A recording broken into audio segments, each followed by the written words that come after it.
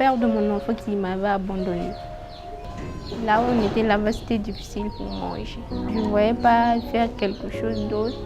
Et puis je suivais seulement la rue, aller avec des amis en boîte. Et puis des gars vous donnent de l'argent et puis on vivait seulement comme ça.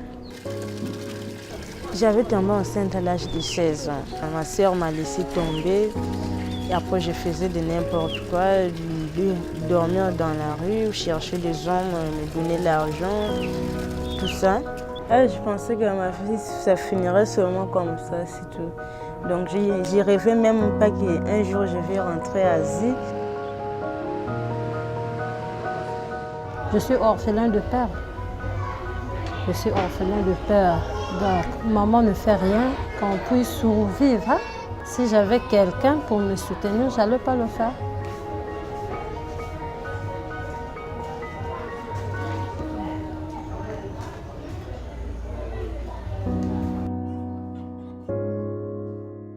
Les filles que nous avons ici, c'est des filles vulnérables. Et la vulnérabilité dans notre contexte ici, nous sommes focalisés sur la prostitution de survie. Ce sont des jeunes filles de 14 à 18 ans qui vivent de la prostitution. Et la majorité de ces filles sont en rupture familiale. C'est dû à la vulnérabilité, hein, à la précarité de certaines familles. Pour toutes les filles qui arrivent ici, le but du projet, c'est de les insérer professionnellement. Donc c'est tout au long du parcours au niveau du centre qu'ensemble, on bâtit un projet de vie avec la fille.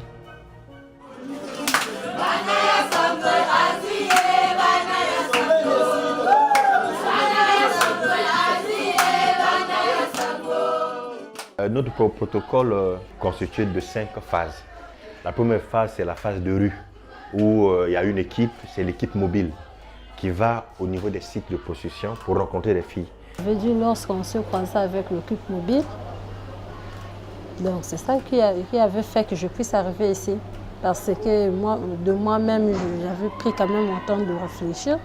Donc une fois la fille identifiée dans son lieu de vie par notre équipe mobile, elle est référée au centre. Et lorsqu'on l'identifie, on la remet la carte, cette petite carte qu'on appelle carte de référence, et il y a un numéro mentionné là-dessus. Pour la première fois, j'étais un peu triste parce que je ne savais pas les gens, je ne parlais pas. Juste 2 jours, je crois. Après le 3e jour, je me suis habituée avec les filles qui étaient déjà au centre. Après avoir sensibilisé les filles, après avoir discuté avec les filles, on présente Asie. Tout ce que Asie peut proposer, tout ce que Asie peut offrir à ces filles-là. Donc notamment, c'est la possibilité de venir manger ici, la possibilité de se reposer, la possibilité, parce que c'est des filles qui passent des nuits à faire des passages, qui sont fatiguées la journée. Et la journée, elles ont besoin de se reposer. Or, sur les sites, ce n'est pas évident qu'elles se reposent. Donc du coup, nous, on essaie de leur offrir ce qu'elles ne peuvent pas avoir sur le site là où elles vivent de façon permanente. Il y a aussi cette possibilité-là de laver les habits pour celles qui ont des enfants ou celles qui n'ont pas la possibilité de laver les habits sur les sites parce que déjà elles payent leur nuit sur les sites parce que pour dormir sur le site, il faut débourser de l'argent. Et même pour exercer, il faut débourser aussi de l'argent. Je croyais que c'était tout juste un perte de temps. Bon. Ça me permet de venir dormir la journée. Hein. Je ne savais pas qu'il y avait de l'avenir. Parce que pour la plupart, quand elles arrivent au centre, elles ne savent pas écrire, elles ne savent pas lire. Alors on les aide avec les animateurs à apprendre un peu à écrire, à lire, voilà. Auparavant, je ne m'exprimais pas bien en français tel que je suis en train de parler. Mais grâce au centre, au cours alpha, je suis habituée quand même de parler français. Et en dehors de cela, j'organise aussi des activités récréatives, des jeux, des activités ludiques. Je fais un peu de musique. Là, pourquoi vous avez aussi le piano dans mon bureau.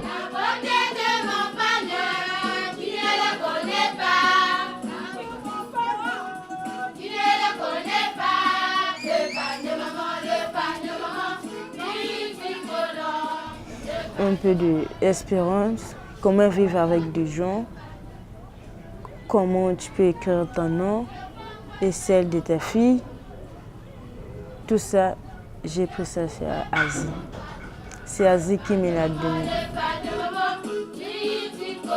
Et puis, ça m'a permis aussi de changer totalement mon comportement, comment je peux même vivre en société avec des amis, ou que ce soit au boulot.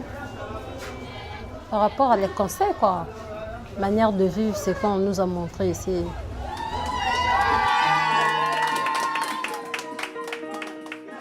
Et quand j'avais rentré au centre Asie, il m'avait demandé qu'est-ce que tu voulais faire comme métier dans ta vie. Mais j'avais fait 9 mois avant que je commence à travailler à Asie. Donc on m'a regardé d'abord la volonté, je venais chaque jour. Donc j'avais fait 9 mois. Quand la fille vient régulièrement au centre, elle est régulièrement au centre, elle respecte les règles, elle passe à la stabilisation, il y a un autre travail qui s'ajoute. Et le travail qui s'ajoute, c'est le volet social qui commence son intervention. Après, ils m'ont demandé que je veux faire quoi dans la vie. Je veux fréquenter ou bien apprendre un métier. Moi, j'ai choisi apprendre un métier. Et puis, on m'a mis dans un atelier. Depuis à l'école, moi, je disais que quand je veux grandir, je veux faire un métier d'homme. Et puis, voilà pourquoi j'ai choisi la soudure, de faire la soudure. Il y avait une fille qui avait choisi la mécanique et il y avait une fille qui avait choisi restauration. Il y avait beaucoup de filles qui avaient choisi la couture. Et moi, j'ai gardé dans tous les travaux de femmes faits. Moi, je dis que non, il faut que je fasse un métier d'homme. Et c'est pour cela que j'avais choisi garnissage. J'aime garnissage. J'avais choisi la mécanique. Bon, la première des choses qui m'avait attirée, c'est la conduite. Quand je vois les femmes au volant, vraiment, ça me plaît beaucoup. Là, maintenant, nous aussi, les femmes, on est en train de battre pour qu'on soit en même égalité avec les hommes. Et puis, avec ce métier, ça va me permettre de s'occuper de ma fille, de ma maman et puis de moi-même. C'est Asie qui me dirige et m'encourage. Je vois déjà dans mes rêves que je suis devenue riche. Je veux vraiment changer. Avec le métier que j'ai appris là, mon futur sera vraiment super.